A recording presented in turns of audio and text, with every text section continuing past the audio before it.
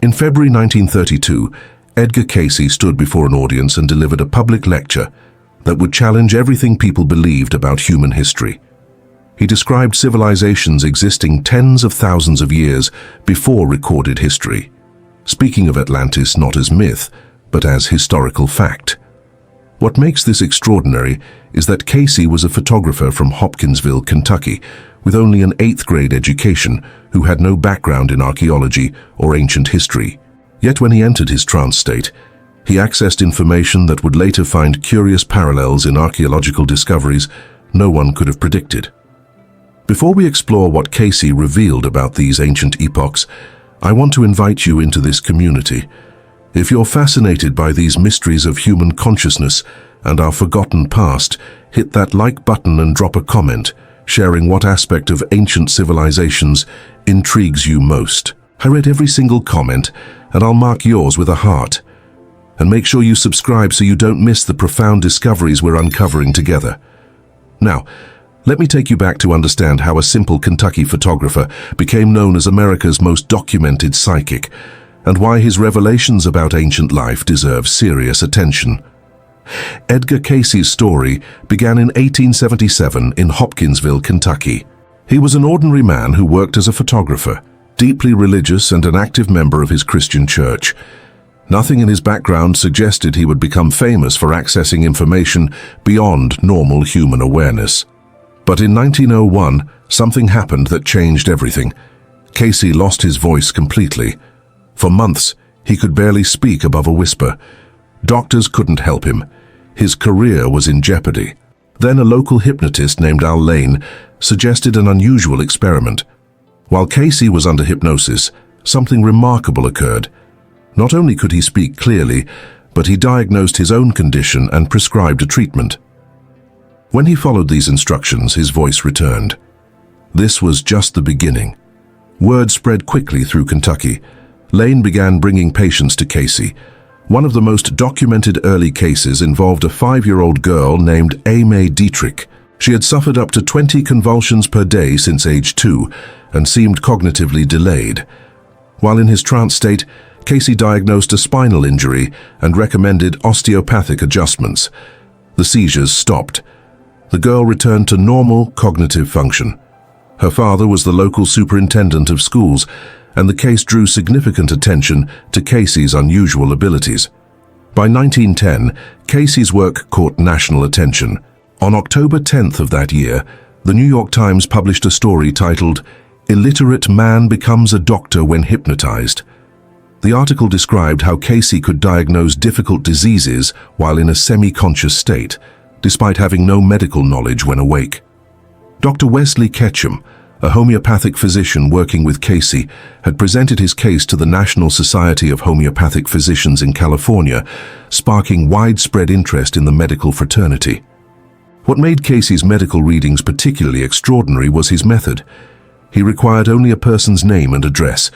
He would lie down, enter a trance state, and then provide detailed diagnoses and treatment recommendations for people he had never met, often hundreds of miles away. Over his lifetime, Cayce gave more than 14,000 documented readings.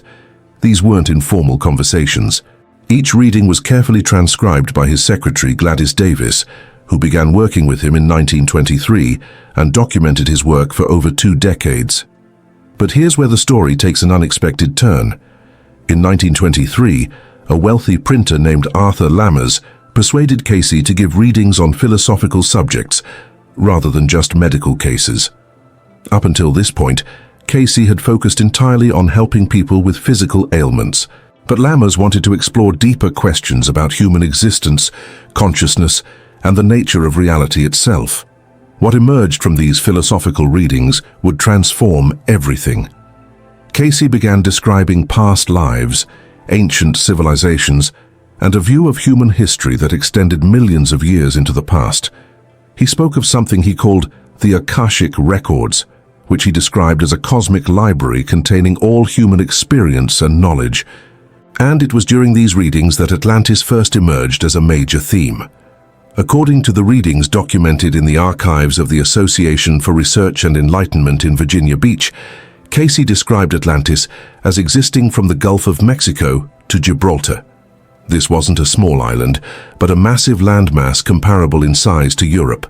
He spoke of three major periods of destruction, with the first two occurring around 15,600 BC, when the mainland divided into islands. The final catastrophic destruction, he stated, happened around 10,000 BC. The three main islands of this ancient continent, according to Cayce's readings, were named Poseida, Og, and Arion. But what truly captured people's imagination were his descriptions of Atlantean technology. In readings given throughout the 1930s and 1940s, Cayce described a civilization that harnessed crystal energy for power, used sound waves for healing, and possessed knowledge of what we would today call quantum physics. He spoke of elevators and tunnels operated by compressed air, advanced mining techniques, and even suggested the Atlanteans understood principles similar to laser technology and computer memory chips. Now skeptics will immediately point out that there's no mainstream archaeological evidence for Atlantis, and that's a fair criticism. Science requires physical evidence, and continents don't simply disappear without trace. But here's what makes Cayce's readings intriguing. In 1968, researchers discovered what's become known as the Bimini Road in the Atlantic Ocean, off the coast of Bimini in the Bahamas. This underwater formation consists of limestone blocks that some interpret as a man-made structure.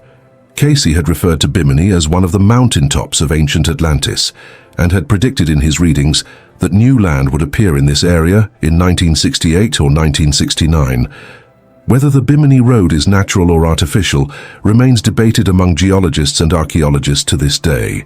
But the timing of its discovery, coinciding precisely with Cayce's prediction made decades earlier, raised eyebrows even among skeptics.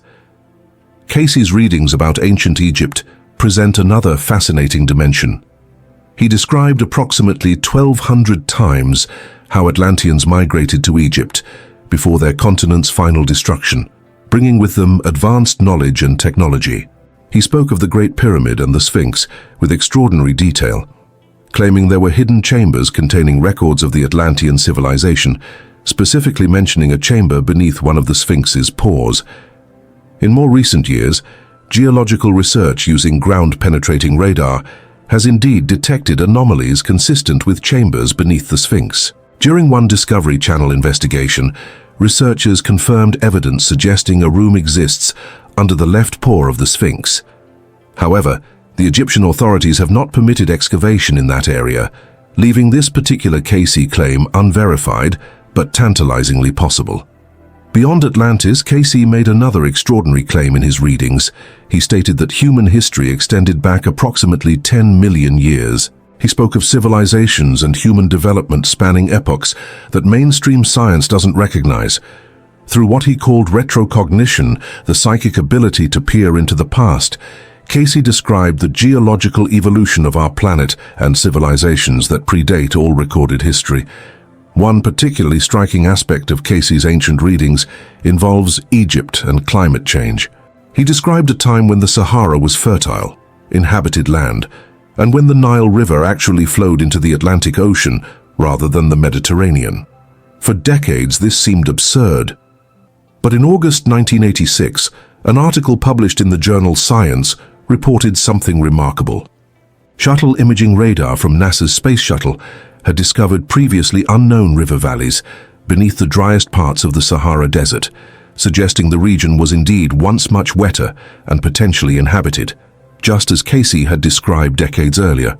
Similarly, Cayce's readings mentioned that what is now the Mississippi Basin was once entirely under ocean, with only plateau regions like Nevada, Utah, and Arizona forming the greater part of the ancient North American landmass. While this sounds far-fetched, geological evidence does confirm that much of central North America was covered by a shallow sea during certain prehistoric periods, though the timeline doesn't align perfectly with Cayce's descriptions. Here's what makes evaluating Cayce's ancient history readings so challenging. Unlike his medical readings, which could be verified through patient outcomes and medical records, his descriptions of civilizations tens of thousands of years ago cannot be easily proven or disproven. We're dealing with timescales and claims that push against the boundaries of archaeological evidence. However, Cayce did make one prediction about his ancient history claims that we can evaluate. He stated that records from Atlantis would be found in 3 locations, one beneath the Sphinx in Egypt, which remains unverified, another in the area of Bimini, which led to underwater investigations that continue today, and a third location in the Yucatan Peninsula in Mexico. The Yucatan connection is particularly interesting because Cayce's readings linked Atlantean migration to Central American civilizations. When you consider the sudden appearance of advanced astronomical knowledge, mathematics, and architectural sophistication in Mayan civilization, some researchers have wondered whether there might be kernels of truth in migration stories, even if the source wasn't literally Atlantis. Let me be clear about something important. The scientific community does not accept Atlantis as historical fact. The burden of proof lies with those making extraordinary claims, and that proof has not been definitively established. Mainstream archaeology explains the development of ancient civilizations through gradual cultural evolution, trade, and human ingenuity, not through lost advanced civilizations. But what we can say with certainty is this: Edgar Cayce, a man with limited formal education, produced an enormous body of documented readings that explored questions about consciousness, human potential, and the nature of reality. His medical readings, which constitute the majority of his work, showed remarkable diagnostic accuracy. A formal study by his sons in 1971 examined 150 randomly selected medical readings and found approximately an 85% success rate, comparing favorably with conventional medicine of that era. 9 doctors who worked with Cayce reported high rates of diagnostic accuracy. So when this same man, in the same trance state that produced accurate medical diagnoses, spoke about ancient civilizations and forgotten history, people paid attention.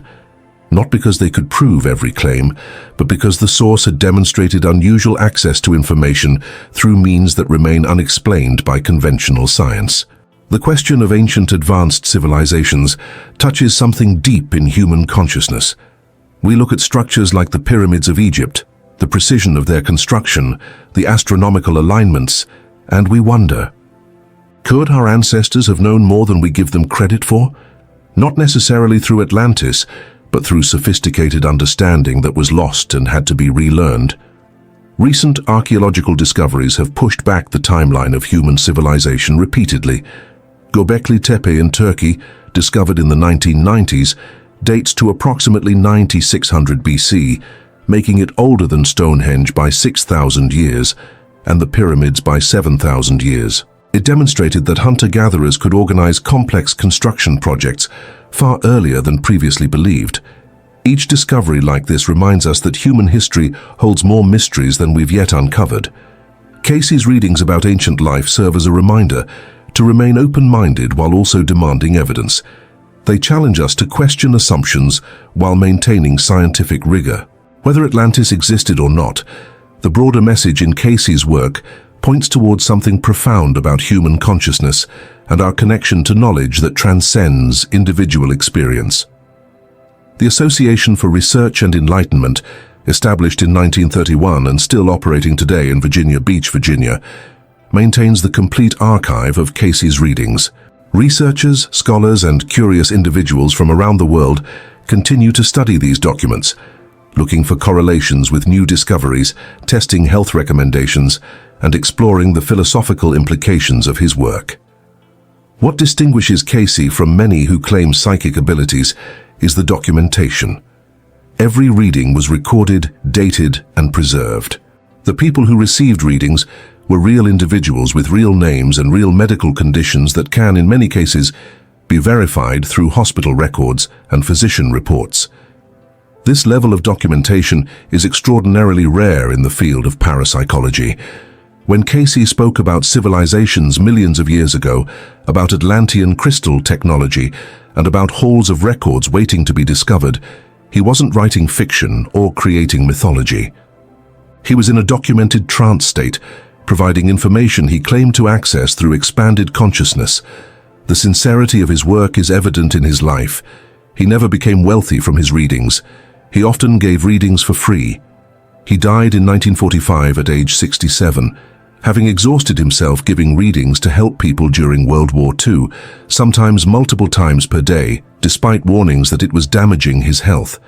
His final reading was for himself when his health was failing. The reading instructed him to rest until he was well or dead. He chose rest.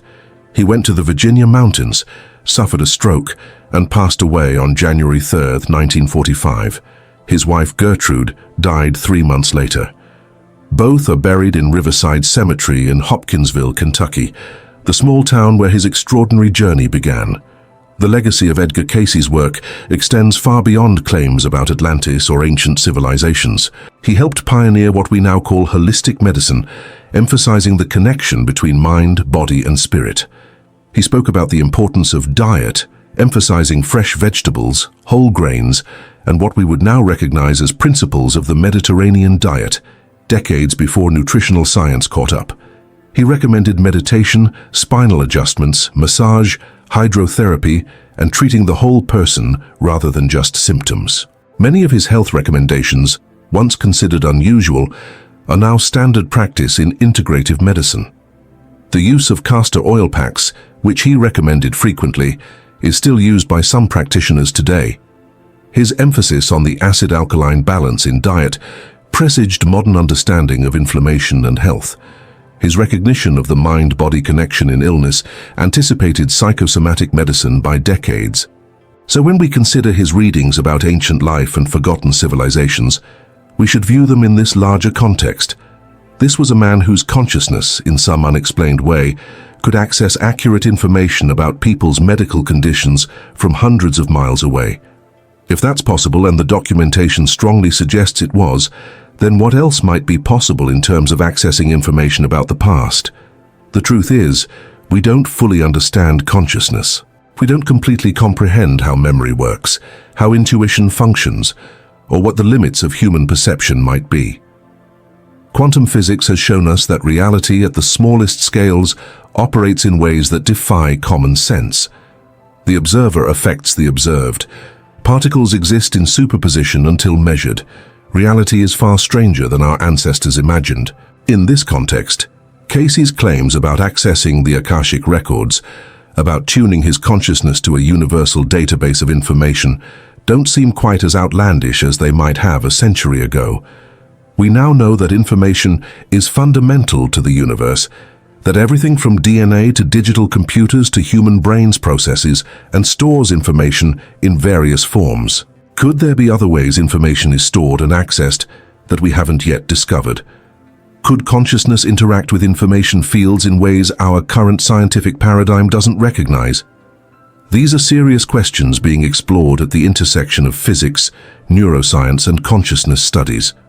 The story of Edgar Cayce and his readings about ancient life ultimately invites us into a larger conversation about who we are, where we came from, and what we're capable of. It challenges the materialist assumption that consciousness is merely a byproduct of brain chemistry, with no independent reality. It suggests that human history might hold more mysteries than mainstream archaeology acknowledges. And it reminds us that some of our greatest scientific discoveries began as ideas that seemed impossible until they weren't. Whether Atlantis existed as Cayce described it remains an open question. The archaeological evidence hasn't confirmed his specific claims. But the broader pattern of his work, the documented accuracy of his medical readings, and the provocative correlations between some of his predictions and later discoveries suggest that something genuinely unusual was occurring when Edgar Cayce entered his trance state. As we've explored this forgotten truth about life millions of years ago, according to Edgar Cayce, I hope you felt that sense of wonder and possibility that keeps us asking questions, seeking evidence, and remaining open to mysteries not yet solved. This is how human knowledge advances, not by accepting everything uncritically, but by maintaining rigorous standards while staying curious about phenomena we don't yet fully understand. If you found value in this exploration of Edgar Cayce's extraordinary legacy, I need to ask for your support. Hit that like button to help this content reach others who are seeking deeper understanding. Drop a comment sharing your thoughts on whether ancient advanced civilizations might have existed. I'm genuinely curious what you think, And I promise I'll mark every comment with a heart because I read them all and your perspectives matter. And if you want to continue this journey into the mysteries of consciousness, human potential, and the forgotten chapters of our past, subscribe to this channel and turn on notifications. We're just getting started with these profound explorations. Remember, whether Atlantis was real or metaphor, whether Cayce accessed universal knowledge or expressed his own unconscious creativity, the questions his work raises about consciousness, human history, and our untapped potential remain as relevant today as they were when he first closed his eyes and began to speak about civilizations that existed before recorded time. These mysteries continue to call us forward, inviting us to expand our understanding of what it means to be human in this vast and mysterious universe. Thank you for joining me on this journey into the forgotten truths about ancient life.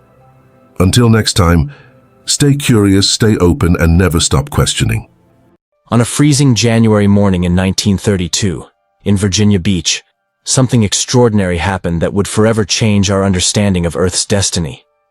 Edgar Cayce, known as the Sleeping Prophet, entered his characteristic trance and uttered words that sent chills down the spine of everyone present in the room. He spoke of a lost civilization that would return, but not in the way anyone expected. He said that Atlantis would emerge again from the oceans, but its return would be accompanied by a catastrophe that few could imagine. What no one expected was that this wouldn't be just another of his readings about past lives or medical cures.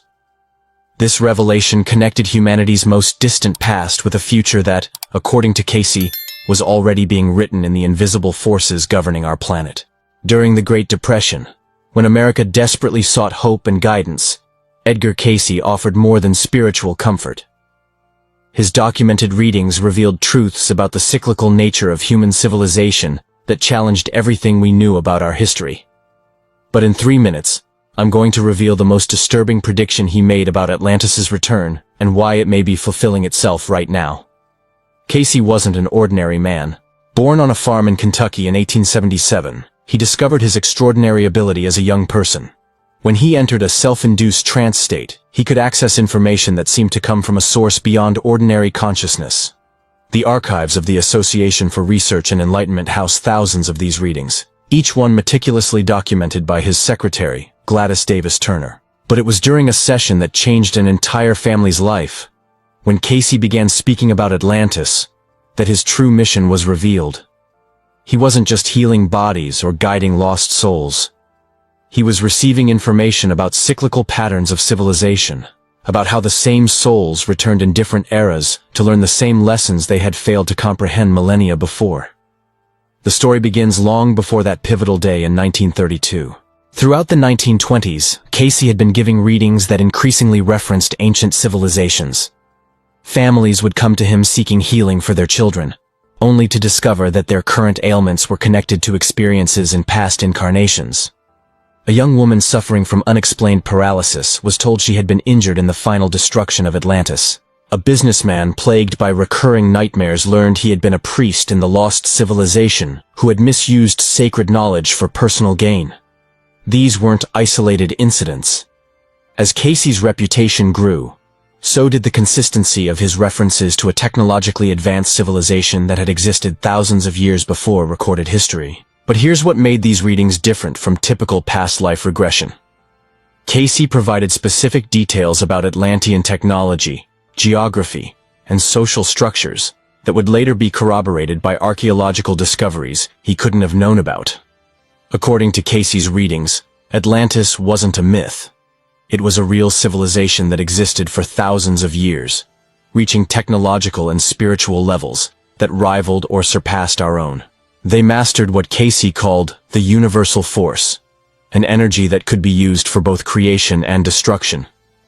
This same energy that brought extraordinary prosperity to Atlantis also caused its final destruction. The civilization that Cayce described was unlike anything in our historical records. Atlanteans had developed what he called airships that could travel through both air and water. They used crystals not just for decoration, but as sophisticated energy storage and transmission devices. Most remarkably, they had learned to harness what modern physicists might recognize as zero-point energy, the quantum vacuum energy that exists even in empty space. But with great power came great corruption. Cayce's readings painted a picture of a society that gradually divided into two factions: the sons of the law of one, who sought to use their advanced knowledge for the betterment of all, and the sons of Belial, who became increasingly focused on material gain and personal power. This division would prove to be the seed of Atlantis' destruction. Here's what no one expected to discover in the Virginia Beach archives. Cayce predicted that fragments of Atlantis would begin to emerge from the oceans around the end of the 20th century and the beginning of the 21st. He said these discoveries would be accompanied by dramatic changes in the Earth's crust, including what scientists today call a pole shift. In one of his most impactful readings, Cayce declared that the Earth will be broken up in many places. The western portion of America will be broken up. Most of Japan will go into the sea. More disturbing still, he predicted that these changes would be precipitated by the same imbalance of forces that originally destroyed Atlantis. The precision with which his predictions began to manifest is truly spine-chilling.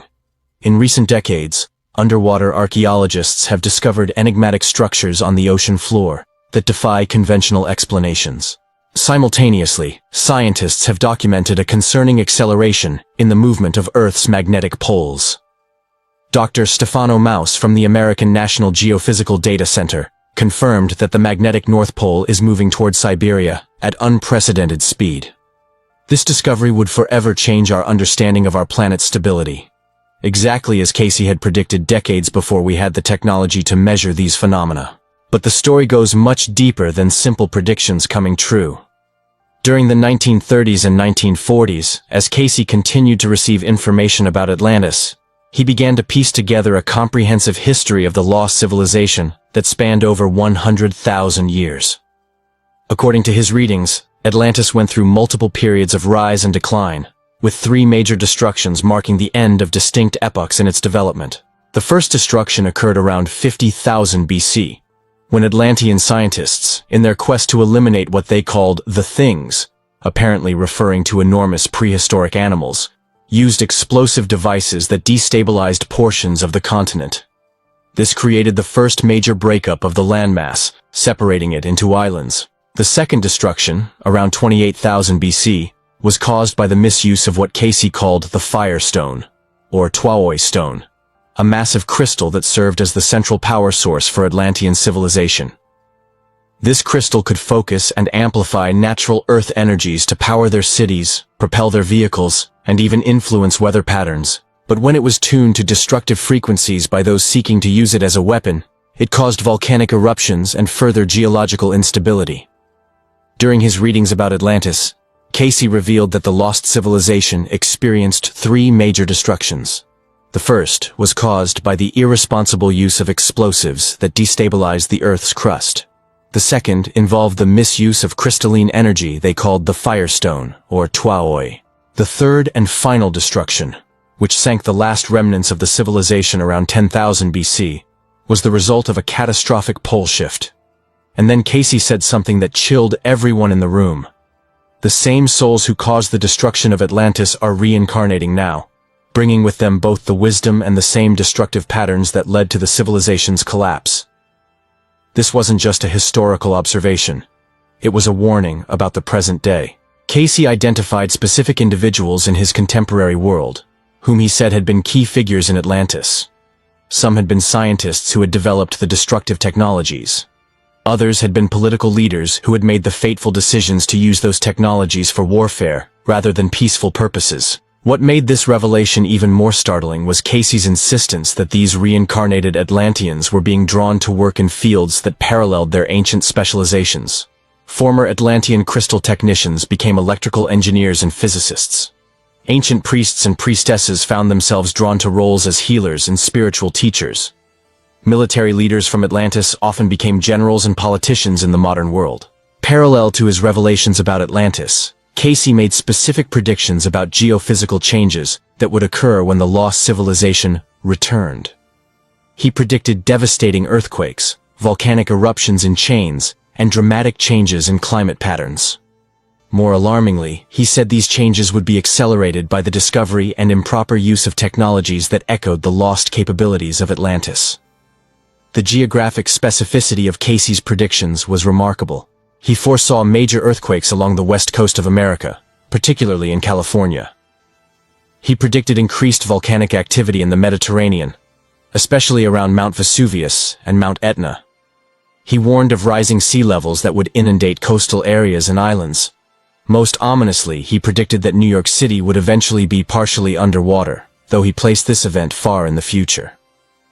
At that crucial moment in 1932, Cayce wasn't just describing future events. He was warning about karmic patterns that repeated across millennia. The same humanity that had once mastered energies capable of moving mountains was returning to a planet where those same energies were being rediscovered. What happened next defied all conventional logic about time and causality. As the decades passed, every aspect of Cayce's predictions about Earth changes began to manifest with disturbing accuracy. Seismic events intensified exactly in the regions he had identified. Global climate began showing the erratic patterns he had described. And most significantly, underwater archaeological discoveries began revealing evidence of advanced civilizations exactly where Cayce said Atlantis had existed. The technological parallels became impossible to ignore. In the 1940s, scientists developed radar technology that operated on principles remarkably similar to what Cayce had described as Atlantean navigation systems. The invention of lasers in the 1960s echoed his descriptions of focused light beams used in Atlantean healing and construction. The development of piezoelectric crystals for electronic applications matched his accounts of Atlantean crystal technology. But here's the most extraordinary part. Cayce didn't see these changes as an ending, but as a new beginning. He explained that the return of Atlantis, both physically and spiritually, represented an opportunity for humanity to correct the mistakes of the past. The same souls who had caused destruction through selfishness and abuse of power now had the chance to use these energies for elevation and healing. The depth of Cayce's knowledge about Atlantean society was astounding. He described their educational system, which focused on developing both intellectual and psychic abilities. He detailed their governmental structure, which initially operated as a confederation of regions, but later became centralized under increasingly authoritarian control. He explained their spiritual practices, which recognized the divine nature of all life but gradually became corrupted by materialistic influences. Most remarkably, Cayce provided information about Atlantean records that he said were preserved in 3 locations: near the Sphinx in Egypt, in the Yucatan Peninsula, and on the island of Bimini in the Bahamas. He predicted that these records would be discovered when humanity was ready to handle the knowledge responsibly, a readiness he tied to the spiritual development of the human race. During a session that transformed the lives of everyone present, Cayce described how Atlantis' survivors spread across the world after the final destruction, establishing civilizations in Egypt, the Americas, and other regions. They brought with them knowledge about crystals, healing energies, and technologies we're only beginning to rediscover today. It was later discovered that many of the technologies Cayce described as being used in Atlantis, including lasers, crystal energy, and what he called electronic applications for body treatment, would become reality in the 20th and 21st centuries. This synchronicity between his visions of the distant past and our technological future suggested something profound about the cyclical nature of human evolution. The most disturbing aspect of Cayce's Atlantis readings was his insistence that the pole shift that destroyed the lost civilization wasn't an isolated natural event, but the direct result of imbalances created by the irresponsible use of powerful energies. He warned that modern humanity was heading toward the same imbalance that had led Atlantis to destruction. The scientific understanding of pole shifts has evolved dramatically since Cayce's time. We now know that magnetic pole reversals occur regularly in Earth's geological history, roughly every 200,000 to 300,000 years. However, our planet hasn't experienced a full reversal in about 780,000 years, making us overdue by conventional estimates. What makes Cayce's predictions unique is his assertion that human activities could accelerate and intensify the next shift. Modern research has revealed disturbing evidence supporting aspects of Cayce's warnings. The magnetic North Pole, which had remained relatively stable for centuries, began accelerating its movement in the 1990s. It's now racing across the Arctic at about 34 miles per year, compared to just 9 miles per year in the early 20th century. This acceleration coincides with increased human technological activity, particularly in electromagnetic fields and nuclear energy. Exactly the types of technologies Cayce warned could destabilize natural planetary systems. While this was happening in Virginia Beach readings, the outside world continued unaware of the profound forces that Cayce perceived moving beneath the surface of reality. World War II brought devastating technologies that echoed Cayce's descriptions of Atlantean weapons. The nuclear age that followed seemed to validate his warnings about humanity's self-destructive potential. For the first time in documented history, we had access to energies capable of altering the very structure of matter. Exactly the kind of power Cayce said had been available in Atlantis. And like the lost civilization, we were discovering that great power came with great responsibility. A lesson that many still hadn't learned. The truth behind Cayce's pole shift predictions became clearer when modern scientists discovered that Earth's magnetic poles had changed positions thousands of times throughout geological history.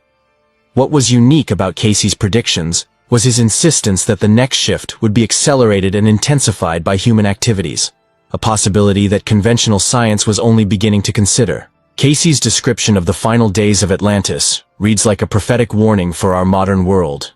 He spoke of a civilization so advanced that they could control weather patterns, harness the power of crystals to run their cities, and travel in vehicles that moved through multiple dimensions. Yet this same civilization destroyed itself through warfare, environmental manipulation, and the pursuit of power over service to others. The parallels to our current situation are unsettling. We live in an age where weather modification technologies exist, where crystals are used in virtually all our electronic devices, and where theoretical physics explores concepts like parallel dimensions and quantum travel. We face environmental crises caused by our industrial activities, engage in conflicts over energy resources, and struggle with the same choice between service to self and service to others that ultimately divided Atlantean society. But Cayce offered more than apocalyptic warnings. He provided a roadmap for navigating through the coming changes. According to his readings, those who developed their spiritual abilities and aligned with higher purposes would naturally be guided to safe locations and situations that would protect them during Earth's transformations. This changed everything about how we understand our relationship with the planet. Cayce revealed that Earth wasn't merely a passive stage for human drama, but a living organism that responds to the energies and intentions of its inhabitants. The geophysical changes he predicted were, in essence, necessary adjustments to restore lost balance. The concept of Earth as a living entity isn't merely metaphorical in Cayce's worldview. He described the planet as having its own consciousness, its own evolutionary path, and its own relationship with cosmic forces. Human civilization, in this understanding, is part of Earth's evolutionary process, and major geophysical changes occur when the planet needs to rebalance itself in response to the collective consciousness of its inhabitants. Most extraordinary of all was how Cayce connected past cataclysmic events with present growth opportunities. He explained that every soul who had lived during the Atlantean era carried within themselves both memories of past mistakes and the potential to transcend them. The return of Atlantis, therefore, wasn't just a physical event, but a collective awakening of consciousness. Cayce's readings suggested that the souls incarnating during our current era had specifically chosen to return at this time to work through unresolved karma from their Atlantean lifetimes. This explained why so many people feel drawn to ancient mysteries, alternative healing methods, and technologies that seem to echo forgotten knowledge. It also explained the accelerated pace of technological development in the modern era. We're essentially remembering and recreating technologies we once knew. The psychological implications of this teaching are profound. If Cayce was correct, then many of the challenges we face as a species, environmental destruction, warfare, the misuse of technology, aren't new problems but recurring patterns we've failed to resolve across multiple lifetimes. However, this also means we have the accumulated wisdom of those experiences to draw upon in finding solutions. In his final readings on the subject, Cayce painted a picture of hope amidst seemingly dark predictions. He saw that Earth's changes, however challenging they might be, would serve to unite humanity in a common purpose. The same technologies and energies that could cause destruction could also be used for healing on a planetary scale. This discovery would forever change our understanding of the purpose of global crises. Instead of viewing climate change, natural disasters, and geophysical instability as evidence of a world out of control, we can understand them as opportunities for humanity to mature spiritually and assume its responsibility as guardians of the planet. Cayce described a future where humanity would develop what he called the Christ consciousness, not as a religious concept, but as a level of awareness where individuals recognize their connection to all life and take responsibility for their impact on the collective. He saw the coming Earth changes as a catalyst that would force humanity to either evolve to this higher level of consciousness or face the consequences of remaining trapped in selfish, destructive patterns. The timeline Cayce provided for these transformations spans from the late 20th century through the first half of the 21st century. He indicated that the most dramatic changes would occur during a period he called the Tribulation, not as divine punishment, but as the natural consequence of humanity's choices finally coming to full manifestation. Today, as we witness increasing signs of Earth changes, from the erratic behavior of magnetic fields to underwater archaeological discoveries that challenge our understanding of history, Cayce's words resonate with prophetic urgency. Are we really witnessing the return of Atlantis? And if so, will we have the wisdom to avoid repeating the mistakes that led to its destruction? The evidence continues to mount in ways that would have seemed impossible during Cayce's lifetime. Satellite imagery has revealed massive underwater structures in locations he identified as former Atlantean territories. Advanced sonar mapping has discovered what appear to be artificial constructions on the ocean floor near Bimini, exactly where Cayce said Atlantean records would be found. Perhaps most significantly, the timeline for these discoveries aligns remarkably with Cayce's predictions. He said that evidence of Atlantis would begin to emerge around the turn of the millennium, when humanity reached a level of technological capability that would allow such discoveries. The development of deep-sea exploration technology, satellite mapping, and underwater archaeology in the late 20th century created the tools necessary to find what had been hidden beneath the oceans for millennia. But the physical evidence is only part of the story. Cayce emphasized that the real return of Atlantis would be spiritual and consciousness-based rather than merely archaeological. He predicted that individuals would begin to remember their Atlantean incarnations, leading to a renaissance of ancient knowledge adapted for modern times. This aspect of his predictions may be manifesting in the widespread interest in alternative healing, crystal therapy, energy work, and consciousness expansion that has characterized the past several decades. The explosion of information about chakras, meditation, remote viewing, and other psychic phenomena mirrors the spiritual technologies that Cayce said were commonplace in Atlantis. Modern quantum physics has begun to provide scientific frameworks for understanding phenomena that Cayce described in his Atlantean readings. Concepts like non-local consciousness, quantum entanglement, and zero-point energy offer potential explanations for the advanced capabilities he attributed to the lost civilization. The field of consciousness research has similarly evolved to explore questions that would have been considered purely mystical in Cayce's era. Studies of near-death experiences, reincarnation memories, and psychic phenomena have provided empirical data supporting concepts that form the foundation of Cayce's worldview. Edgar Cayce's legacy offers us both a warning and a promise. He warned us about the dangers of repeating destructive patterns from the past, but also assured us that we have the power to choose a different path. The return of Atlantis doesn't have to be a catastrophe. It can be the birth of a new era of consciousness and planetary responsibility. Each day brings more evidence validating aspects of Cayce's visions. Underwater archaeological discoveries reveal structures that challenge conventional explanations. Changes in Earth's magnetic field accelerate in ways that concern scientists. And technologies that Cayce described as being used in Atlantis become reality in our laboratories and homes. The question of whether we're experiencing a literal pole shift remains open to scientific debate, but the evidence suggests that significant changes in Earth's magnetic field are already underway. Whether these changes will culminate in a complete pole reversal, as Cayce predicted, may depend partially on humanity's collective choices in the coming years. Perhaps the greatest lesson we can draw from Cayce's warnings about Atlantis and pole shift is this: our collective consciousness and intentions have the power to influence the very destiny of the planet. If the same souls who lived in Atlantis are really reincarnating now, then we have a unique opportunity to correct the mistakes of the past and create a more harmonious future. The tools for this transformation are all around us. The same internet that connects our global civilization could facilitate the kind of worldwide cooperation that might prevent the catastrophic divisions that destroyed Atlantis. The same quantum technologies that could be used destructively might also provide clean energy and healing applications that could restore planetary balance. But perhaps most importantly, we have something that Atlantis apparently lacked in its final days: awareness of the consequences of our choices. Through Cayce's readings and other sources of ancient wisdom, we have been given a preview of where destructive patterns can lead. This knowledge itself might be the key to breaking the cycle. The choice, as Cayce repeatedly emphasized, is ours.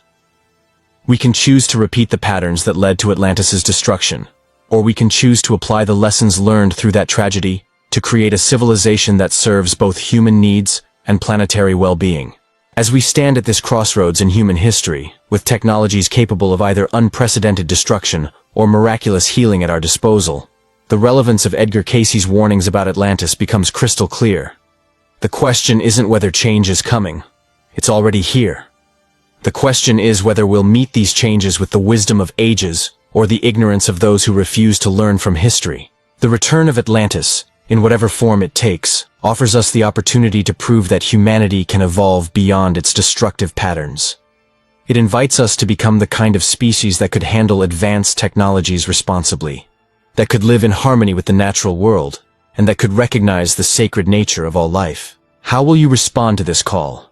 How will we, as a global civilization, choose to write the next chapter in the long story of human consciousness? The legacy of Edgar Cayce suggests that these aren't just philosophical questions. They may be the most practical and urgent questions of our time. If these revelations about the return of Atlantis and Earth's changes have touched your soul, perhaps it's time to explore more deeply the teachings of Edgar Cayce. His wisdom offers not just insights into our past and future, but practical tools for navigating through the transformations that lie ahead. The knowledge he brought through his readings continues to serve as a beacon of guidance for those seeking to understand their purpose in these extraordinary times. Edgar Cayce once warned that the greatest war humanity would ever face would not be fought with armies, tanks, or bombs. He said it would be fought within the human heart, in the choices of every nation, and in the destiny of our planet. This, he explained, was the true Armageddon, a spiritual confrontation between light and darkness, between selfishness and love, between forgetting God and choosing to live by the Christ Spirit. In one of his most striking readings during the Great Depression, Cayce said the world was standing at the edge of an age where the forces of materialism, greed, and division would try to dominate. But he also reminded that hope was stronger, that faith in Christ could change everything. That is why this message matters to us today, because what Cayce saw nearly a century ago is unfolding before our eyes. Before I take you deeper into what he revealed, let me ask you something. If this content speaks to your soul, remember to like this video. Share it with someone who needs to hear it, subscribe, and leave a comment below about what you think this spiritual Armageddon really means. I will mark every comment with a little heart, because this is more than a channel. It's a community walking this journey together. In a session that shook the lives of a family in Virginia Beach back in the 1930s, Cayce was asked what the Bible truly meant when it described Armageddon. He answered calmly, in his deep trance, that it was not about one single battlefield, but about a period in which each soul would be tested. He explained that the War of Wars was taking place in how people chose to treat one another, in how nations acted toward peace or conflict, and in whether humanity would remember the laws of God or fall into chaos. He spoke of the temptations that would grow stronger, hate disguised as justice, greed presented as progress, and fear leading people to turn against each other. Yet at the same time, he said there would be a rising force of compassion, service, and unity, led by those who lived with the Spirit of Christ in their hearts. For Cayce, Armageddon was not destruction for the sake of destruction. It was a chance, a turning point where humanity could choose the path of light and enter an era of renewal. During the Second World War, when despair covered the world, Cayce gave another prophetic insight. Families came to him broken, soldiers were dying overseas, and fear was everywhere. In one of those sessions, Cayce explained that these wars were only a shadow of the larger battle. He said that while bombs might destroy cities, The real danger was when people let hatred destroy their souls. He warned that the forces of darkness do not come dressed as demons, but often appear as ideas, movements, or even leaders who promise greatness but pull people away from God. The true enemy, Cayce said, was forgetting the divine laws of love, mercy, and truth. Yet he never left his words in despair. He constantly repeated that the Christ within us was stronger than any shadow, and that even in times of destruction, those who chose love would become lights for the world. This is why Cayce's vision of Armageddon was not a prophecy of fear. It was a call to awaken, to understand that the war we fight is not only around us, but within us. Cayce's warnings still echo today, almost as if he had seen into our century.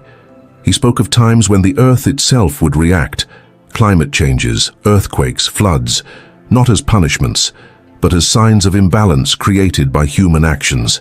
He described how society would face confusion, misinformation, and crises of leadership. And he said clearly, this was part of the great test. Would humanity allow fear and division to rule? Or would it rise through communities of faith, compassion, and service into a new age of light? These words, preserved in the archives of the ARE in Virginia Beach, are more than history. They are a mirror for us right now. Because whether we realize it or not, each choice we make, each way we treat another soul, is shaping the outcome of this spiritual Armageddon. And the most powerful message Cayce left was this: victory does not come by destroying others, but by mastering ourselves.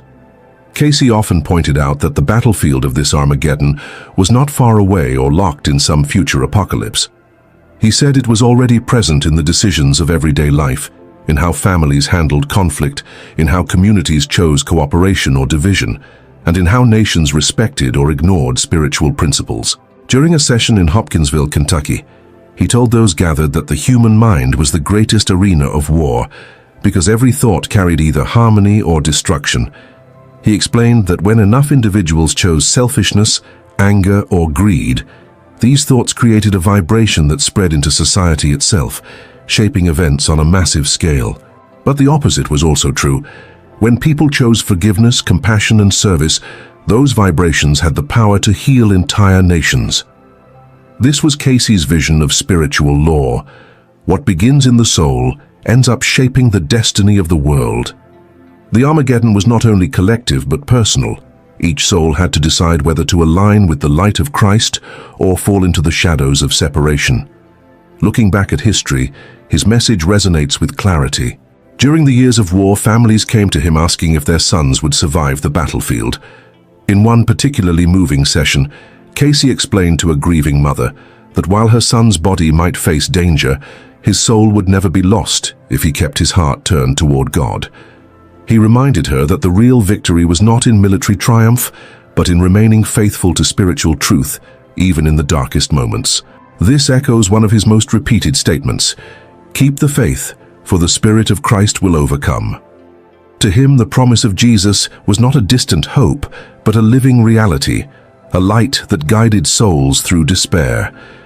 Even when the world shook with violence, Cayce kept pointing people back to the truth that the greatest danger was not death itself, but living without the presence of God.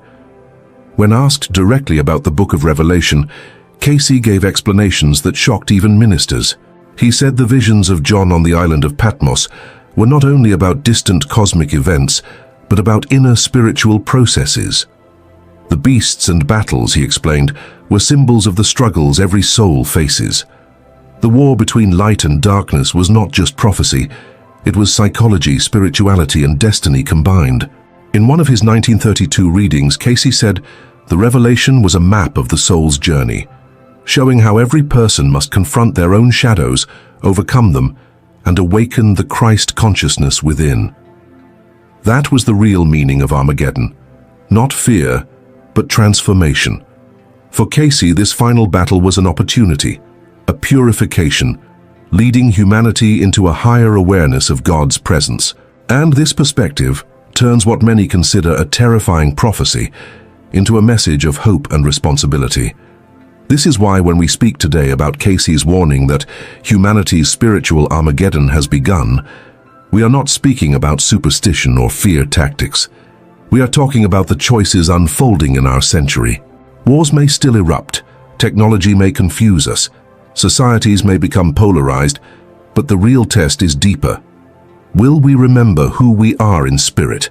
Will we choose to walk with the Christ light guiding us, or will we surrender to forces that divide and destroy? Cayce left us with a profound answer. He said the kingdom of God is within, and the war is won when each person awakens to that truth. And that is why his words remain alive, because they point us to our responsibility and also to our hope. Cayce explained that if humanity chose the path of darkness, if nations insisted on greed, oppression, and violence, the consequences would not come as punishment from God, but as natural results of imbalance. He foresaw the earth itself responding to human disharmony, with upheavals in nature, the shifting of climates, and the shaking of foundations in society. During the years of the Great Depression, he warned that when fear and selfishness dominated, entire economies would collapse because the spiritual law of giving and service was ignored. He saw that wars would continue if people failed to learn that every soul is a brother or sister, carrying the same divine spark. These warnings were not meant to frighten, but to awaken. Cayce always added that there was a choice, that humanity could turn toward God and shift the vibration of the planet. He believed the outcome was never fixed, but open depending on whether people lived in harmony with Christ's example of love. On the other hand, Cayce also described a radiant vision of what could come if humanity embraced the light. In his sessions during the 1940s, he spoke of an era in which cooperation would replace competition, in which science and spirituality would no longer be enemies but partners, and in which nations would find ways to work together for the good of all. He said that the Christ consciousness was rising in the world, and that if enough people chose to embody it, the earth would enter a new age. Some of his followers referred to this as the dawn of a spiritual renaissance. Cayce himself described it as the fulfillment of the promise that the earth shall be renewed.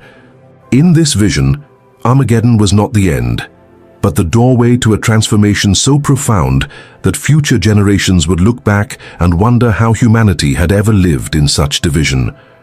One of the most moving aspects of Cayce's message is how personal he made it.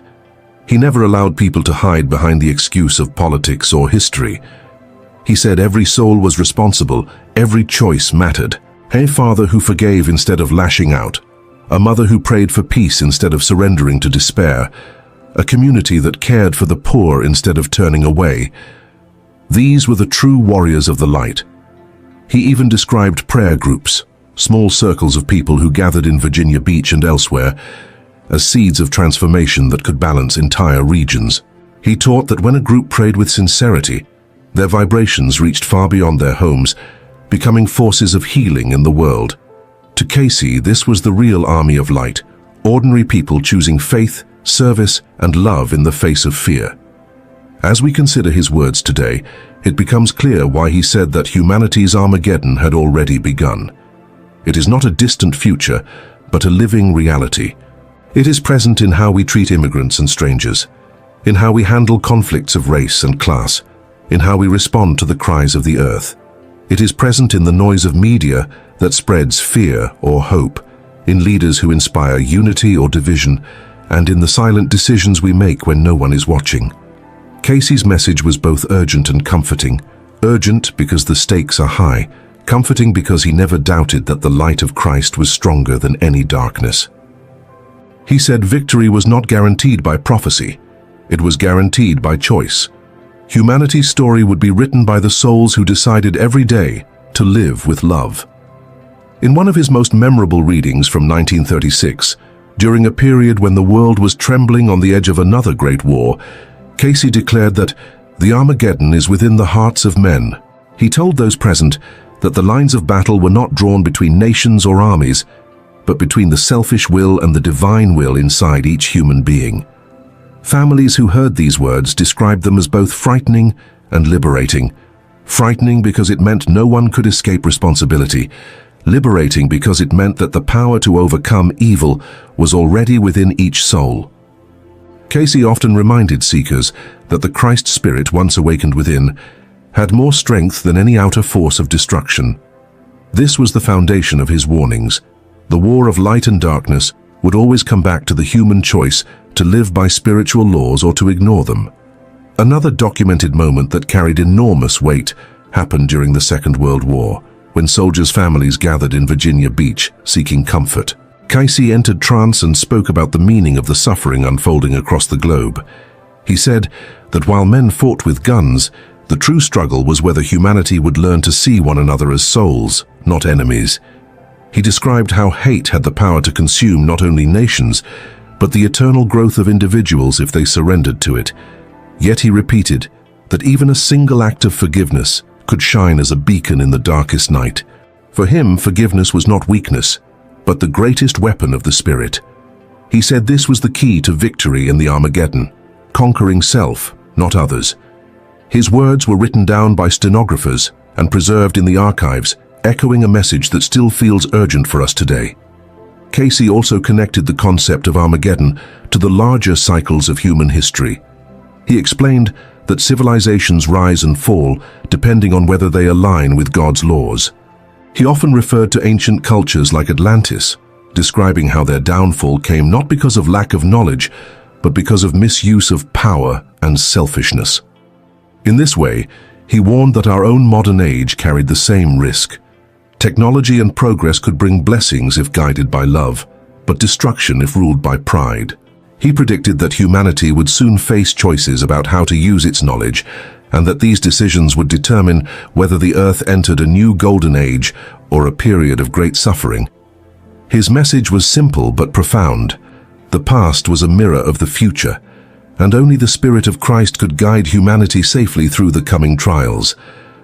Perhaps one of the most striking aspects of Cayce's prophecy is how he always held hope, even when speaking of war.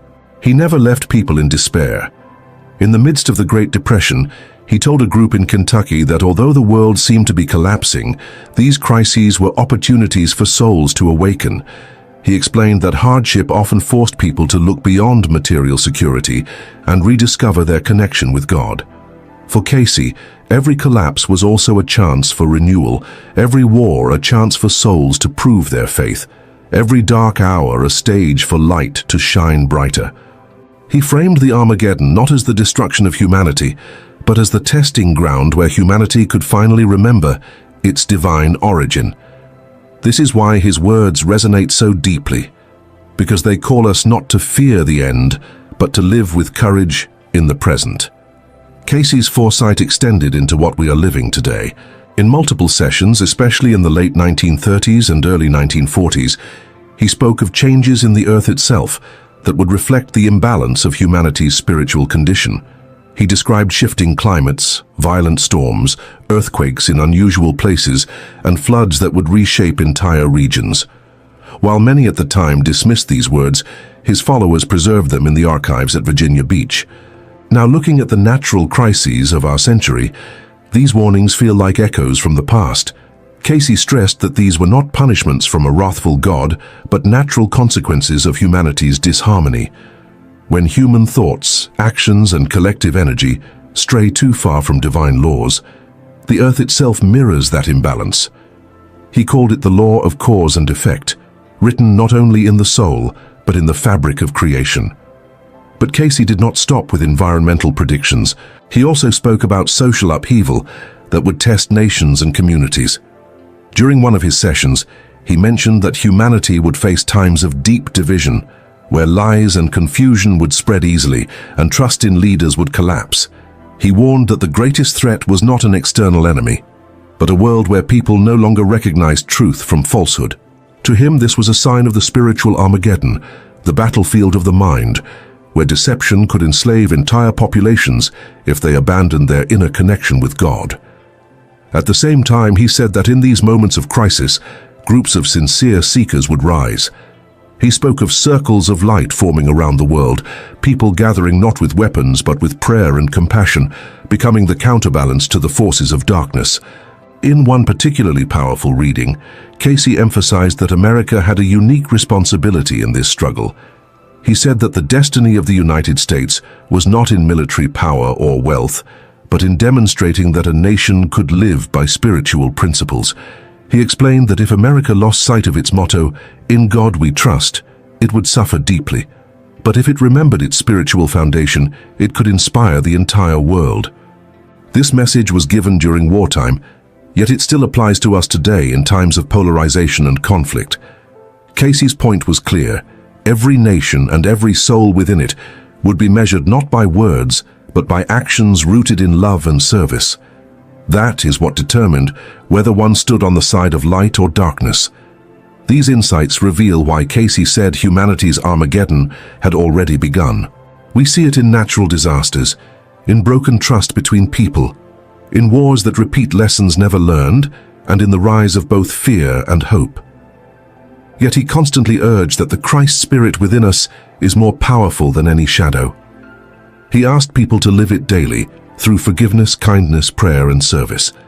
For Cayce, this was the true armor of light, and he believed that even in the most chaotic times, those who carried this spirit would not only survive, but become guides for others. His words remind us that Armageddon is not a prophecy of doom, but a call to awaken. The final battle is not a distant event. It is the choices we make every single day. Cayce never ended his messages with fear. He always lifted people toward a vision of hope. In his view, the outcome of the spiritual Armageddon was not destruction but renewal, if enough souls chose the light. He described a future in which compassion would shape governments, in which science and faith would work hand in hand, and in which the Spirit of Christ would awaken across the globe. He saw the possibility of a world where service to others became the foundation of society, where healing was both spiritual and physical, and where humanity finally understood that we are all connected through the divine. This vision was not a fantasy for him, it was the natural result of spiritual law. Just as selfishness creates division, love creates harmony, and when humanity collectively embraces that harmony, a new age begins.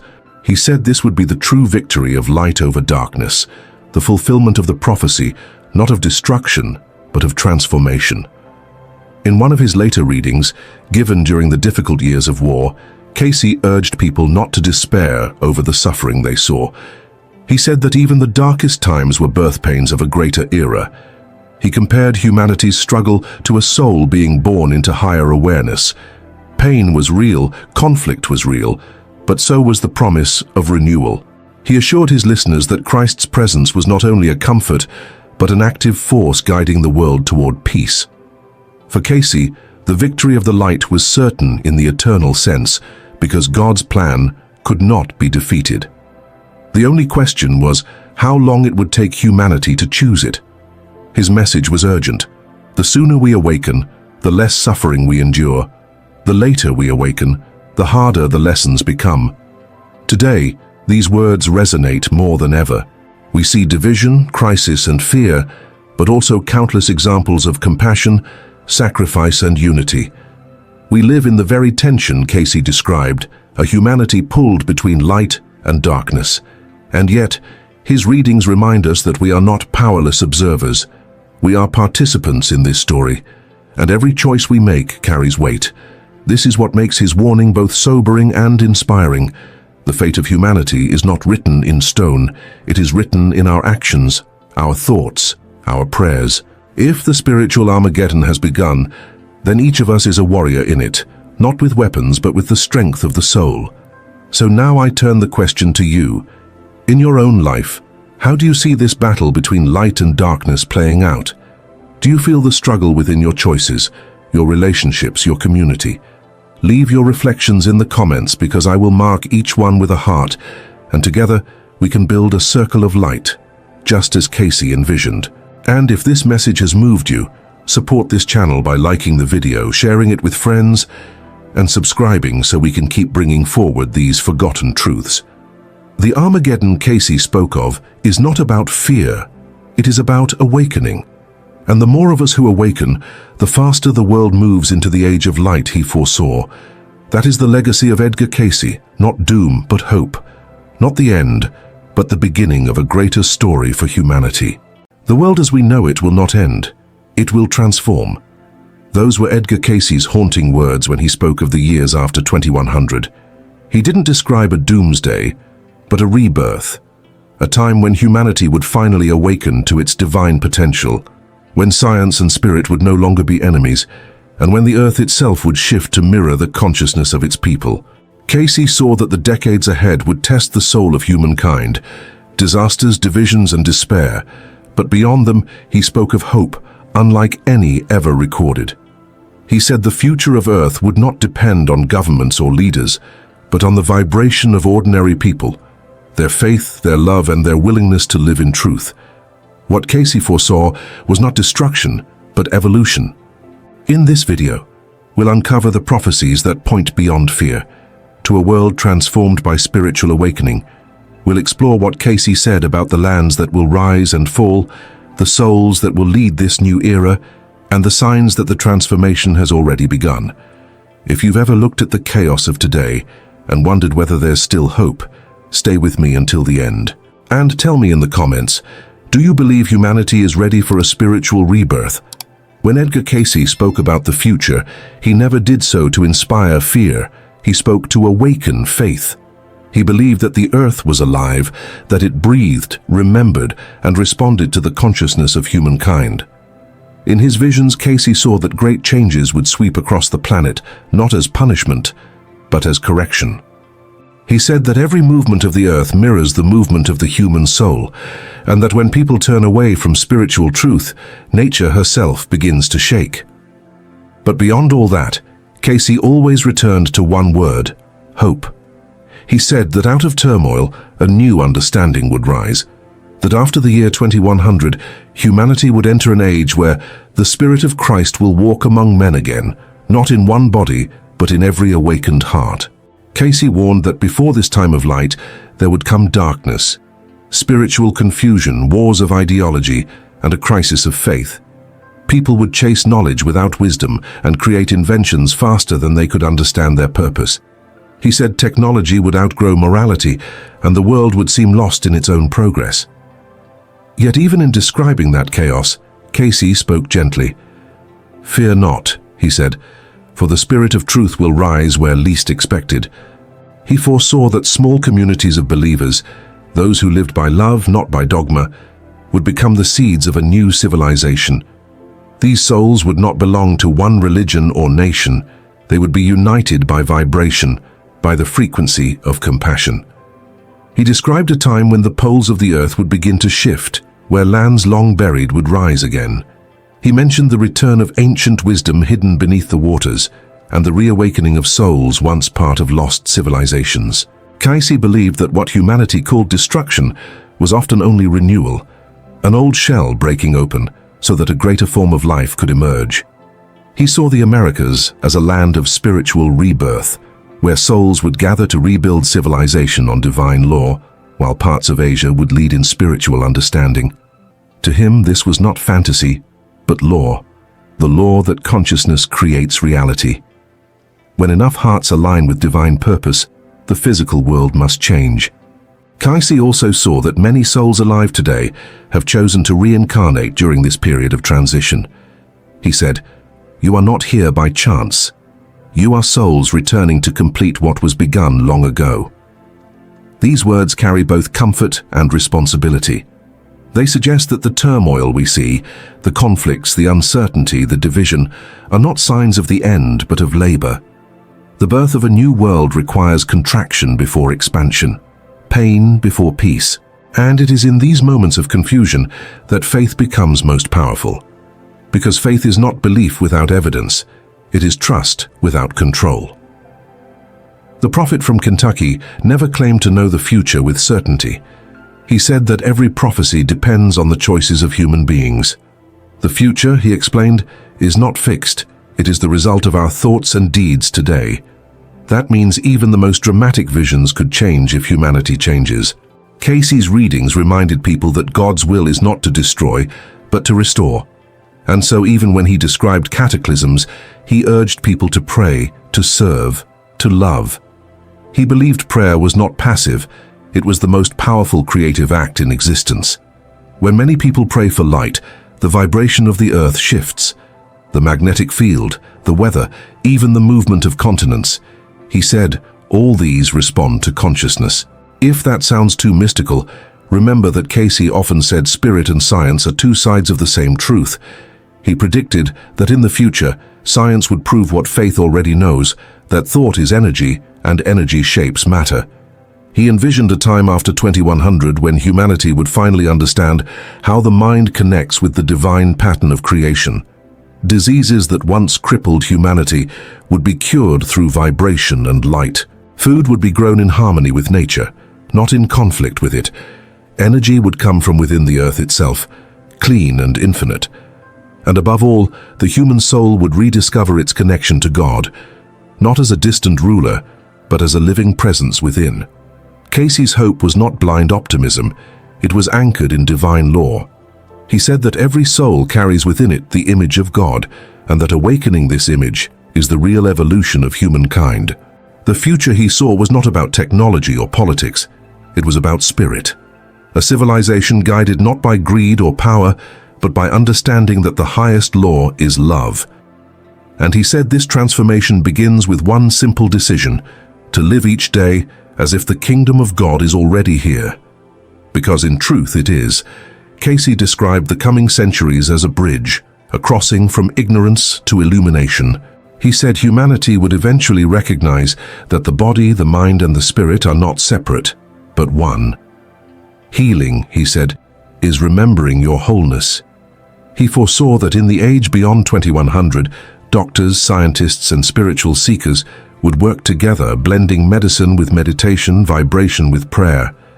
Diseases would no longer be seen as punishments, but as signals, the body's way of calling the soul back to harmony. He said the medicine of the future would not come from chemicals, but from frequency, from thought, from the alignment of the soul with divine energy. This may sound far from where we stand today, but he reminded his listeners that all progress begins in belief. You cannot build what you do not first imagine. He often repeated that the same spirit that lived in Jesus also lives within us. The Christ, Cayce said, is not a man, but a pattern of consciousness. To follow that pattern is to live in truth, to let compassion guide every decision. He envisioned a world where nations would no longer fight for resources, because people would finally understand that energy flows endlessly from the Creator. He saw an earth restored, clean air, fertile land, oceans healed from centuries of neglect. Yet he warned that this vision required participation. It would not arrive automatically. Humanity would need to pass through a purification, a time when truth would expose all falsehood, when corruption, greed, and spiritual blindness would come to light. He said this would be painful, because what is hidden must be revealed before it can be healed. In this sense, Cayce's prophecy of hope was also a prophecy of responsibility. He said that each person carries a part of Earth's destiny within their own vibration. Every thought of anger, envy, or judgment adds weight to the world's suffering, while every act of kindness or forgiveness raises the collective frequency. This was not poetic speech. He meant it literally. The energy of human emotion shapes the magnetic field of the planet. In his view, Earth responds like a living organism, reflecting back whatever vibration humanity sends into it. As you think, you build. As you pray, you create. He believed that through collective prayer, humanity could calm storms, soften earthquakes, even prevent wars, not by begging God to intervene, but by harmonizing with divine order, becoming instruments of peace rather than echoes of chaos. Cayce's readings often returned to the image of light emerging from darkness. He said that in every age of confusion, God plants souls who remember where they came from. They are not perfect, but they carry an inner knowing, a quiet sense that something greater is unfolding. Many of these souls, he said, have returned now, reincarnated to assist in the transition toward the new earth. They may not all speak of religion, but their lives radiate service, compassion, and truth. They are teachers, healers, artists, scientists, all guided by the same inner current of love. Cayce called them the forerunners of the Christ consciousness. They are not here to be worshipped, but to remind humanity of its divine inheritance. He warned, however, that the closer humanity gets to awakening, the stronger the resistance becomes. Forces of selfishness, greed, and fear will try to hold on to their power. Systems built on division will collapse, People will be tested in their faith as material security fades. But Cayce insisted that this purification is necessary. The old must die, he said, that the new may live. He likened it to the pruning of a vine, painful but essential for new growth. He urged believers not to curse the darkness, but to become lamps within it. He said that those who hold faith during the years of turmoil will help anchor the light for generations to come. Cayce's hope was never naive. He knew suffering was real. He himself bore it, the weight of sickness, misunderstanding, and exhaustion from his readings. Yet through it all he spoke of the love of Christ as an unbroken current that runs beneath every storm. "The Lord thy God is not far from thee," he would say, "for he lives within thine own heart."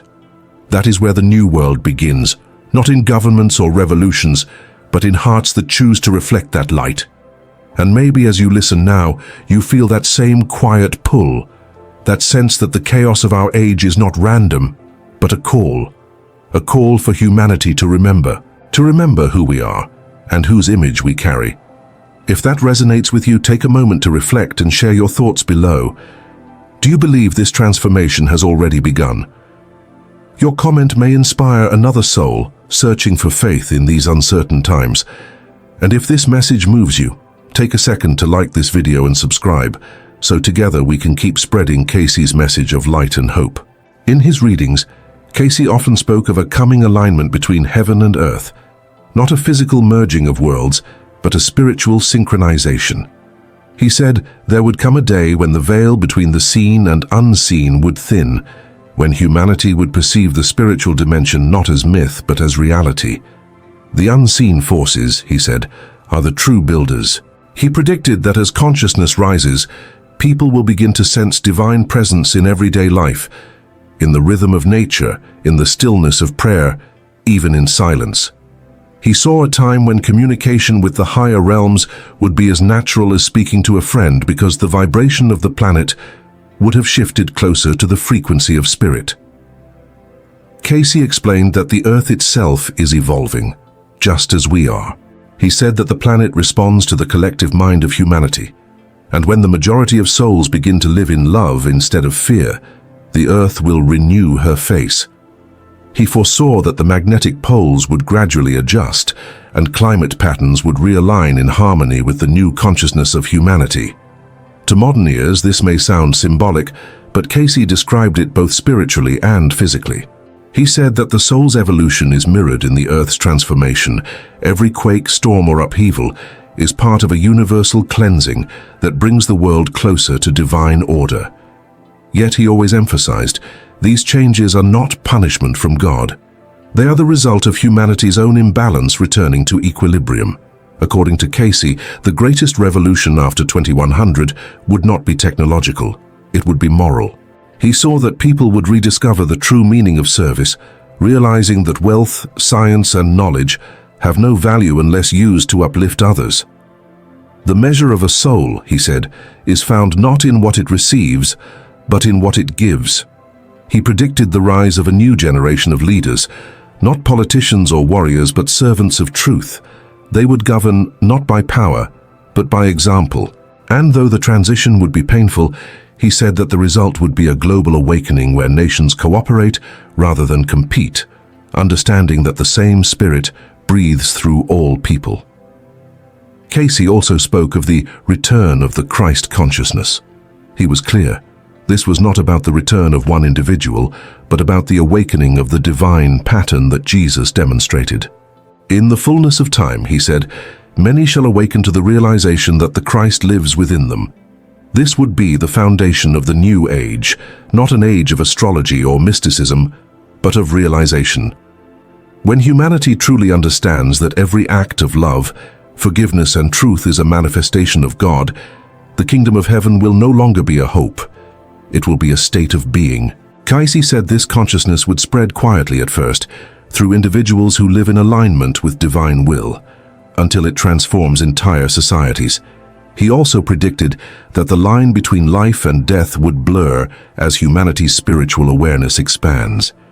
You are not physical beings seeking spirit, he said, but spiritual beings expressing through matter. After 2100, He foresaw a time when people would begin to communicate with the soul world in a more natural way, not through seances or mediums, but through intuition, dreams, and inner knowing. The fear of death would begin to fade as people remember that life is continuous. This realization, he said, would bring peace, compassion, and the end of cruelty between human beings, because no one could harm another without recognizing that they harm themselves. In this new understanding, religion would no longer divide. Cayce said that the truths of all faiths would be revealed as one melody played in different keys. Truth, he said, belongs to no creed, it belongs to the soul. He foresaw the rise of a universal spirituality centered on the teachings of Christ: love, forgiveness, service, and unity. The scriptures of all nations would be seen not as conflicting doctrines, but as different paths leading to the same mountain. And at the summit of that mountain, humanity would find what had been lost for millennia: direct communion with the Creator. Cayce often described the foundation of this new civilization as being laid not by the powerful, but by the humble. He said the world would be rebuilt through the hearts of those who live quietly in service, the mothers who pray, the fathers who teach honesty, the children who grow up believing in kindness. The kingdom, he said, is not found in the noise of the crowd, but in the stillness of the soul. He envisioned small communities living in harmony with nature, where cooperation replaces competition and where the resources of the earth are shared, not exploited. He said that these centers of light would emerge all over the planet, in the Americas, in Asia, in Africa, forming a network of spiritual renewal that would unite the world without the need for conquest or control. These were not fantasy ideals to him, they were the natural result of divine law, because harmony must always follow discord. He also foresaw that, in the centuries to come, the boundaries between science and spirit would dissolve completely. Technology would evolve to reflect higher consciousness, no longer used to manipulate nature but to understand it. Energy would be drawn directly from the earth, from sunlight, sound, and vibration, infinite, pure, and free. Cayce said that the greatest inventions would not come from machines but from minds attuned to God, for the mind is the bridge between the unseen and the seen. He saw scientists who would one day prove that the soul leaves an energetic imprint measurable in light, and that love itself carries a frequency capable of healing. To Cayce, this was not imagination. It was prophecy rooted in divine law, that what exists in spirit must one day manifest in matter. Yet even in this radiant vision, he warned that the human heart must remain humble. Pride, he said, was the fall of Atlantis, and it can be the fall again. Cayce believed that many souls living today once walked the earth in those ancient days of lost civilizations, when knowledge grew faster than wisdom. The destruction that followed was not divine wrath, but human arrogance, the refusal to align with the Creator. He said those same souls have returned now, reborn in this age, given another chance to choose differently, to use knowledge in service of love, not power. This, he said, is the true test of the coming era. Whether humanity will remember that creation belongs to God alone, and that all discovery is sacred when guided by the Spirit. He also warned that material abundance could never replace spiritual awakening. Even in a future of peace and prosperity, the soul can starve if it forgets its source. Seek first the kingdom of God, he reminded, and all else shall be added. Cayce urged humanity to balance the outer progress of civilization with the inner work of prayer, forgiveness, and meditation. He said that meditation is the bridge through which divine ideas enter the mind of man, ideas that can heal, guide, and renew the earth. And when people begin to live from that inner connection, he said, the world will change not through laws or revolutions, but through resonance. The vibration of love will spread from one heart to another until it becomes the dominant frequency of the planet itself. In one of his most hopeful readings, Cayce said that the time will come when men will walk and talk with angels. He explained that this does not mean visible wings or celestial apparitions, but a deep awareness of the presence of God in all things. The separation between heaven and earth will end when humanity no longer separates love from life.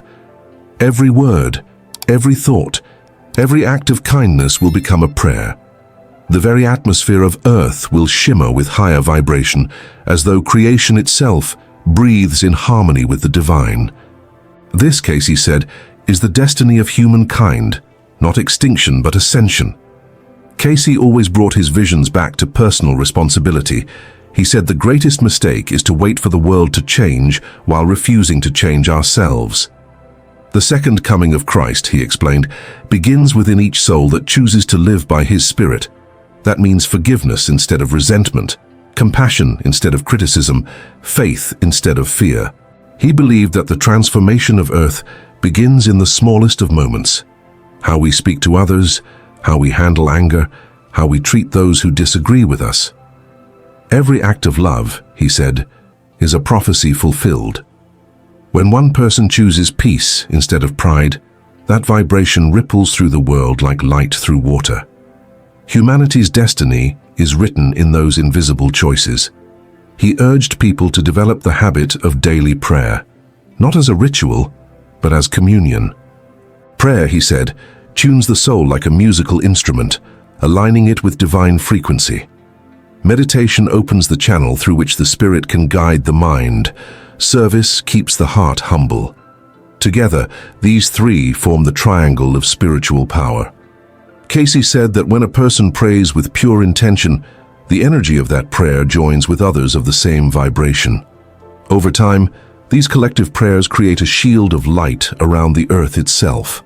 That is how hope becomes tangible. That is how darkness loses its grip. He often told people that no prayer is ever lost. It simply waits for alignment to manifest. He believed the future could be changed by a single generation choosing love over indifference. The children of light, he said, will be born among you. They would carry natural awareness of the divine, souls who sense truth without words. These children would grow up with a different relationship to the world, seeing through illusion and hypocrisy with gentle clarity. Cayce encouraged parents to nurture them not with fear, but with faith, to teach them to listen to the still, small voice within. For these souls, he said, are the builders of the new earth, and it is our duty to prepare the way for them by living what we preach. He said that example is the loudest sermon a soul can give. Cayce also emphasized the importance of unity. He said humanity's greatest sin is separation, thinking that one nation, race, or religion is closer to God than another. The spirit has no color, he declared. In the age to come, people will recognize that all souls are sparks of the same divine fire. When that realization spreads, prejudice will die and brotherhood will be restored. He envisioned a world where the golden rule, do unto others as you would have them do unto you, becomes the foundation of law and government. He believed that in such a world, poverty, war, and cruelty would vanish naturally, not through force, but through awakening. For when humanity sees itself as one family, the idea of harm becomes impossible. And yet, Cayce warned, this awakening will not come easily. He said each soul will face trials designed to purify the heart. Relationships may break, structures may fall, but only so truth can take their place. There is no death, he reminded, only change. To those who fear the coming years, he offered reassurance, be still and know that I am God. The same divine presence that guided the prophets and the saints still guides every willing soul today. The storms of the world are only mirrors reflecting the storms within. When we bring peace to our own heart, the world around us begins to settle. That is the secret of transformation. It begins inside and radiates outward. So if you are listening now, wondering what your role is in all this, remember, you are not small. You are part of the vibration that decides the future. Each moment of forgiveness, each prayer whispered in silence, each act of mercy adds light to the grid of the earth. You are a builder of the hope that Cayce foresaw. The new earth is not waiting for someday. It is unfolding right now through you. Cayce's final vision of the new earth was one of breathtaking simplicity. He said that after the long cycle of purification, there would come an age of light, not of endless comfort, but of endless understanding. Humanity would finally live by divine law, recognizing that every soul is a fragment of the same Creator. When love becomes the language of the world, he said, the heavens will open. In that time, the earth will no longer be a place of exile, but a school of joy. Nations will exchange wisdom instead of weapons, and the concept of enemy will vanish. Work will no longer be slavery to survival, but an expression of creativity and service. Art will be sacred again. Science will serve spirit, and education will teach children that they are eternal beings of light having a human experience. Cayce said that the rhythm of the earth will then match the rhythm of heaven, and in that harmony, miracles will be natural. He described souls walking in awareness of their connection to all creation. People will understand that thoughts are things, living forces that shape reality. Prayer will no longer be confined to temples. Every action done with love will be prayer. Humanity will no longer fear death because the veil between worlds will be thin. The departed will be felt, known, and even heard in ways that comfort the living. The spirit world and the physical will function as one continuum of learning. Cayce said that this was the destiny for which humanity was made, not to dominate the earth, but to become co-creators with God. The phrase, "Thy will be done on earth as it is in heaven," will finally become literal truth. The world will not be perfect, but it will be conscious, aware that every soul is a part of divine order, every creature a reflection of divine mind. Yet Cayce ended his message with humility. He said the timeline of this awakening depends entirely on us. The year 2100 is not a deadline, it is a doorway. If humanity chooses greed, the process will be delayed. If humanity chooses love, it will accelerate. You hold the keys, he said. Heaven waits for your decision. These words remind us that prophecy is never fixed. It is a mirror showing what can be, depending on the vibration we sustain. Cayce's hope was that people would stop fearing the future and start living as its builders. He saw this era not as the end of time, but as the beginning of spiritual maturity, when humankind grows into its divine inheritance as children of the eternal. He said that even now, the Spirit of Christ is calling humanity to remember, not through thunder but through conscience. Every sudden moment of compassion, every impulse to forgive, every tear shed for the suffering of others, these are signs that the Christ within is awakening. Be ye channels of blessing, Cayce said, that his light may shine through you. The transformation of the world is not an event but a process, and each soul that chooses love becomes part of that unfolding miracle. He said that when enough souls live this truth, the earth itself will shine, not metaphorically but literally, with a radiance visible even from the heavens. So perhaps this prophecy is not distant after all. Perhaps the new earth begins the moment we choose to see one another as brothers and sisters instead of strangers. Perhaps hope is not waiting beyond 2100, but right here, in every heart that refuses to give up faith. If these words resonate with you, let them move you to action. Be the calm in a world of noise, be the prayer when others despair, because every soul awakened is one step closer to the world that Cayce saw. The future is not coming. It is being created now by those who remember that love is the law of the universe. If this message touched you, take a moment to like this video, subscribe, and share it with others who still believe in the power of faith. Tell me in the comments what hope means to you and how you believe humanity can rise again. Your words may be the spark that lights another soul. Remember, the prophecies of Cayce were not about the end, but about the return of light. The future he saw begins with one decision, yours. Choose love, choose God, choose hope,